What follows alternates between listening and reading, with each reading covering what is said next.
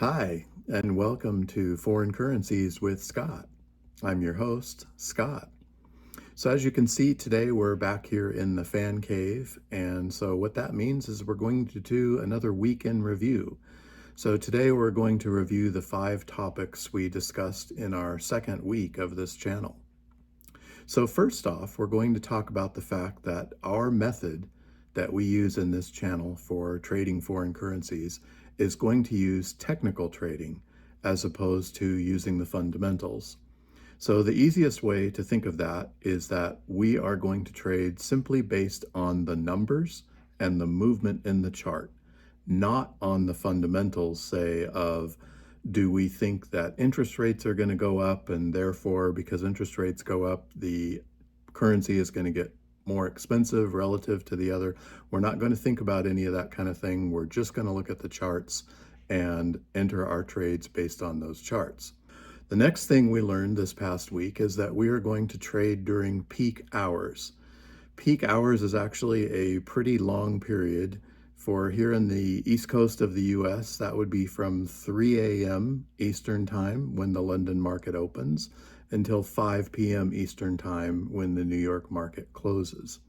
By trading during these peak hours, we will get the lowest spreads possible, and therefore our costs will be reduced, and we won't have to make as many pips going in our direction before we are profitable. All right. Now, we also talked during the week about the concepts of stop loss and target profit or take profit. So these are two values that once we enter a trade at a specific level, we again always use a stop loss to limit our losses. And for our method and our program, we will use a 20 pip stop loss. So immediately when we enter a trade, we will make a stop loss of 20 pips behind that trade. Now for our target profit or our take profit, we want it to be at least 20 pips so that our risk and reward are the same.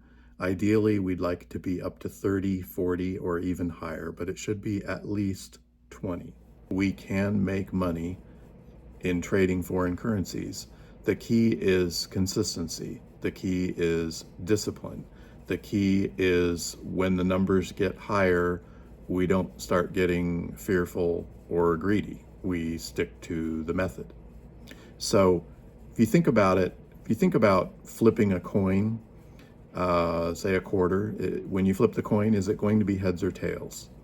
50-50 chance, is it going to be heads or tails?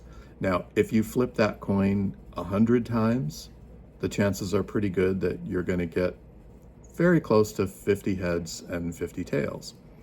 But it's also possible that you could get 8 or 9 tails in a row, or 10 or 11 heads in a row. So what these heads and tails represent in the analogy I'm putting forward to you is getting it right and getting it wrong. So our goal is to get it right half the time. So the more we trade, the longer the time period, the more we are likely to get it right half of the time, regardless of whether we have long winning streaks or long losing streaks. We just have to keep flipping that coin and making those trades. Now, when we lose, we'll lose 20 pips.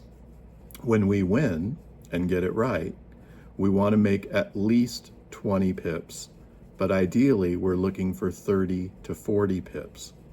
So I think you can see with a little bit of math that if you have made 100 trades and you got 50 right and you got 50 wrong, and when you got it wrong, you lost 20 pips, and when you got it right, you made 20 pips, well, after 100 trades, you're going to be dead even.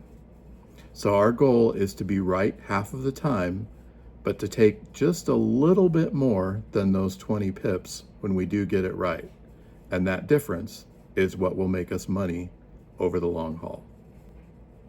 So I do hope you'll join us as we start next week to set up our new account, and hopefully we will start trading by the end of the week in a demo account.